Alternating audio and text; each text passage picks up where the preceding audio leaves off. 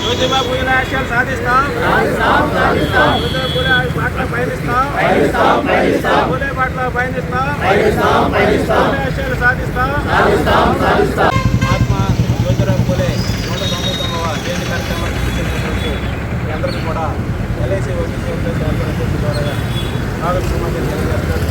ముఖ్య అతిథిగా మా సీనియర్ డివిజనల్ మేనేజర్ గారైనటువంటి సత్యనారాయణ రావు గారు రావడం, అలాగే మార్కెటింగ్ మేనేజర్ గారు, అలాగే మా మేనేజర్ సిఎస్ సర్వ గారు, అలాగే క్లాస్ అందరూ రావడం, అలాగే ప్రతి సంవత్సరంగా ప్రతి సంవత్సరం ఎల్ఐసి ఎంప్లాయీస్ గారు కోచింగ్ క్లాస్ కలెక్షన్స్ ద్వారా నిర్వహించబడుతున్న కార్యక్రమాలు అందరూ కూడా పూర్తిగా సీనియర్ డివిజనల్ మేనేజర్ గారి పూర్తిగా చెప్పుకోవడానికి ఆలోచన చేయవచ్చు.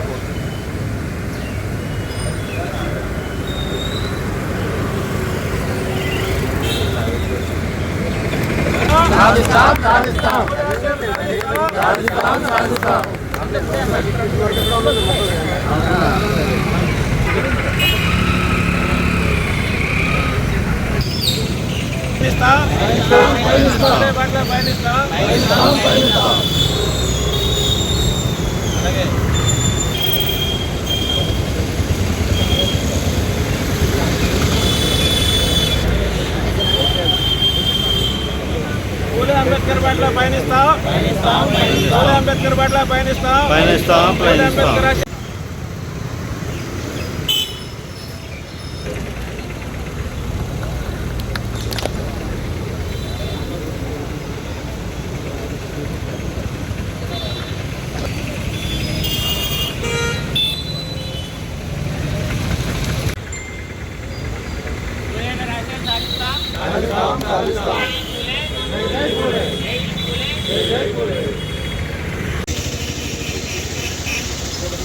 అలాగే రాయుడు ప్రహాన్ని మన సుబ్బారావు గారిని తిరిగేసి గాయం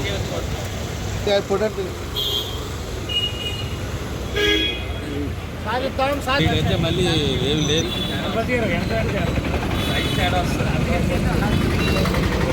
మనం జ్యోతిబా పూలే గారి 199వ జయంతి సందర్భంగా మనం ఈరోజు ఇక్కడ జయంతి కార్యక్రమాన్ని జరుపుకుంటున్నాం. ఈరోజు ఎల్ఐసి ఓబీసీ అసోసియేషన్ ఆధ్వర్యంలో ఈరోజు ఇక్కడ ఈ కార్యక్రమం జరుపుకోవడం ఎంతైనా ఆనందదాయకం. మరి ఈ సందర్భంగా మనం ఆ మహనీయుని యొక్క ఆశయాలు, ఆ మహనీయులు ఈ జాతికి చూపినటువంటి ఒక బాట, ఈ జాతి అభివృద్ధి చెందాలి అంటే ఆయన ఈ సొసైటీలో ఉన్నటువంటి ఈ కుల వివక్ష, అదేవిధంగా అన్ని వర్గాలు కూడా ఎప్పుడైతే అభివృద్ధి చెందుతాయో అప్పుడు మాత్రమే ఈ దేశానికి పూర్తి స్వాతంత్రం వచ్చినట్టు, ఈ జాతి ఒక అభివృద్ధి పథంలో నడుస్తుంది అని ఆయన చెప్పినటువంటి మాటలు, ఆయన చూపినటువంటి ఒక మార్గదర్శనికత కూడా మనం అందరం కూడా చదువుతూ దానిని ఆచరణలో పెట్టేటటువంటి దిశగా మనందరం కూడా నడవాలి. ఇప్పటికీ కూడా మనం మన పల్లెల్లో అనేక ప్రాంతాల్లో కూడా ఈ కుల వివక్ష కానీ, ఇంకా అణగారిన వర్గాలు, ఇంకా వాళ్ళు అన్ని అవకాశాలను కూడా ఉపయోగించుకోలేని పరిస్థితులు మనం గమనిస్తూ ఉంటాం. మరి అటువంటి వర్గాల్లో పైకి అన్ని అవకాశాలను ఉపయోగించుకొని వారందరూ కూడా అభివృద్ధి దిశగా నడిచే విధంగా మనందరం కూడా ఎప్పుడైతే కృషి చేస్తామో, మనందరం కూడా చెయ్యి కలిపి ఆ అణగారిన వర్గాలను ఎప్పుడైతే మనం పైకి తీసుకుని రాగలుగుతామో ఆ రోజు మాత్రమే మన అందరికీ కూడా ఒక సంపూర్ణమైనటువంటి ఒక స్వాతంత్రం సిద్ధించినట్టుగా మనం భావించాలి. కాబట్టి ఆ మహనీయుడు మనకి సూచించినటువంటి బాటలో మనం అందరం కూడా నడుస్తూ మరి మన దేశ అభ్యున్నతికి అందరూ పాల్పడాలని ఈ సందర్భంగా నేను విన్నవించుకుంటున్నాను. ఈరోజు మహాత్మా జ్యోతిబా పూలే 199వ జయంతి కార్యక్రమానికి ఇచ్చినటువంటి ముఖ్య అతిథులు మా సీనియర్ డివిజనల్ మేనేజర్ గారికి, అలాగే మార్కెటింగ్ మేనేజర్ వెంకటేశ్వర గారికి, మేనేజర్ సిఎల్ సర్వ గారికి, అలాగే యూనియన్ నాయకులకి, అసోసియేషన్ నాయకులకి, ఇక్కడికి ఇచ్చేసిన ఉద్యోగస్తులందరూ కూడా ఈ 199వ జయంతి శుభాకాంక్షలు తెలియజేస్తున్నాను. నా పేరు రామ్కుమార్. నేను LIC OBC employees welfare association all India joint secretary, అలాగే పూర్వ జనరల్ సెక్రటరీ రాజమండ్రి డివిజన్. మేము ఒకటే రాజమండ్రి డివిజన్లో పూలే విగ్రహం స్టార్ట్ చేసినప్పటి నుంచి ఇప్పటి వరకు కూడా గత 25 సంవత్సరాలుగా మొదటి తొలుత గార్లెండ్ మా ఇష్టం కథ ఇచ్చడం అనేది ఆనవాయితీగా జరుగుతుంది. ఇదే కార్యక్రమం ఇంకా పునరుద్ధరిస్తాం. అలాగే పూలే గారు 1827 సంవత్సరంలో పుట్టి 1890 సంవత్సరంలో మరణించే వరకు ఆయన జీవితం అంతా కూడా భారతదేశ ప్రజల కోసం సామాజిక అసమానతల రూపాటంలో కానీ సంఘ సంస్కృతిగా ఆయన 1848 నాటికే పాఠశాల స్థాపించి విద్యను ప్రోత్సహించడం, అలాగే వితంతువులకు వివాహాలు చేయడం, అలాగే రైతు చేతుల కొరడ అనేది రైతుల కోసం చేయడం, అలాగే ముంబైలో కార్మికుల కోసం కార్మిక చట్టాలను తీసుకురావడం. ఇలా ఎవరైతే నారాయణ ఖండేవాళ్ళ కార్మిక నాయకులుగా గుర్తింపబడుతున్నారో ఆయన శిష్యుడే. అనేక రిఫార్మ్స్ తీసుకొచ్చిన సంఘ సంస్కర్త పూలే గారిని స్మరించుకోవడం అనేది మా పూర్వజన సుకృతం. అదే కాకుండా ఆయన ఏదైతే చేశాడో ఈవేళ స్త్రీలు స్వేచ్ఛగా తిరుగుతున్నారు, చదువుకుంటున్నారంటే ఆయన పెట్టిన భిక్షే. ఎందుకంటే స్త్రీని చదివించి ఆయన భార్యను చదివించి తొలి ఉపాధ్యాయునిగా చేసినటువంటి ఘనత కూడా ఆయనకి చెందుతుంది. అలాగే అనేక అంశాల్లో 1848 నుంచి 51 వరకు కూడా 10 పాఠశాలలు స్థాపించడం జరిగింది. అలాగే అంటర్ కమిటీకి నివేదిక ఇచ్చడం జరిగింది. 1885లో కాంగ్రెస్ పార్టీ భారతదేశంలోకి వచ్చినప్పుడు ఏ విధానాన్ని అనేది నిర్ణయించడం జరిగింది. ఆయనకు తొలుత మహాత్మా బిరుదునివ్వడం జరిగింది. అదే ఎవరైతే శాంతి స్వభావాలు ఉన్నాయో, ఎవరైతే సాంప్రదాయ ముసుగులు అరాచకాలు ఉన్నాయో అన్నిటి కూడా సత్యశోధక సమాజాన్ని స్థాపించి సత్యాన్ని నడవాలి, సత్యం ద్వారా మార్గాన్ని ఎంచుకోవాలని చెప్పడం జరిగింది. భారతదేశంలో ఏదైతే అసమానతలు అయితే అందరికీ కూడా విద్య కారణం అని చెప్పాడు. విద్య లేకపోతే వినయం లేదు, వినయం లేకపోతే అయోమయం అవుతాయి. అల్పసంఖ్యాకులు అందరూ కూడా చదువు లేకపోవడం వల్ల ఈ బానిసత్వానికి గురవడం జరిగింది చెప్పాడు. అదే కాకుండా భారతదేశంలో రాజకీయ బానిసత్వం కన్నా సాంఘిక బానిసత్వం చాలా ప్రమాదం అని చెప్పడం జరిగింది. అంచేత అనేక అంశాల్లో ఆయన చదివినట్టయితే గుణంగిరి అనే పుస్తకాన్ని చదివిన తర్వాత డాక్టర్ బిఆర్ అంబేద్కర్ గారు కూడా భారతదేశంలో పీస్ శాఖానికి ముందు ఎవరున్నారు, పీస్ తర్వాత ఎవరున్నారు, ప్రజెంట్ ఎవరున్నారు అని కనుక్కున్నప్పుడు ఆయన బుద్ధుడిని కానీ కబీర్ గారిని కానీ పూలే గారిని అధ్యయనం చేసిన తర్వాత అనేక అంశాలను చేసుకుని ఆయన రాజకీయ గురువుగా పూలే గారిని అనుసరించుకోవడం జరిగింది.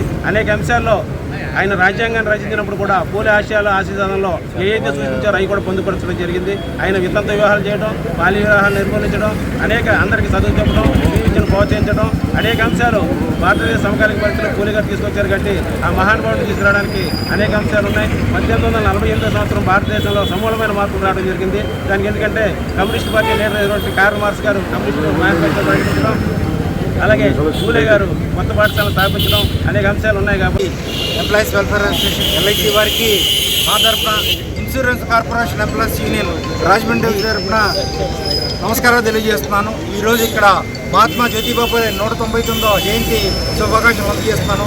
అదే భారతదేశంలో మొట్టమొదటి సామాజిక విప్లవ పితామహుడు, భారతదేశంలో మొట్టమొదటి టీచర్ యొక్క భర్త గారు నేను చెప్పుకోవచ్చు. ఎందుకంటే భారతదేశంలో స్త్రీ విద్య ఈరోజు ఇలా ఉండడానికి కారణమే మహాత్మా జ్యోతిబా పూలే గారు.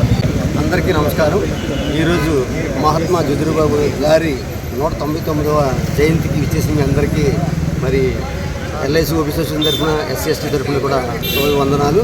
ఎందుకంటే మహాత్మా పూలే గారి యొక్క ఆశయాలు ఏంటంటే ఆయన ఒక బంధుప్రీతి అనే ఒక పత్రికను స్థాపించి దాని ద్వారా ప్రజలు ఏమి చేయాలి, ఎలా ఉండాలి, ఎలా ఉంటే సమాజం బాగుపడుతున్న మీద అనేక విషయాలు సంక్షోభం చేశారు. అటువంటి వ్యక్తిని ఈరోజు ప్రపంచవ్యాప్తంగా చేసుకోవడమే కాకుండా ప్రతి బహుజనుడి ఇంట, దళితుడి ఇంట మహాత్మా పూలే గారిని కొనియాడటం చాలా ఆనందదాయకం. ఇటువంటి కార్యక్రమాలు మరింత ఎక్కువ చేయాలని కోరుకుంటూ నాకు ఈ అవకాశం ఇచ్చిన ఓబీసీ వారికి ధన్యవాదాలు.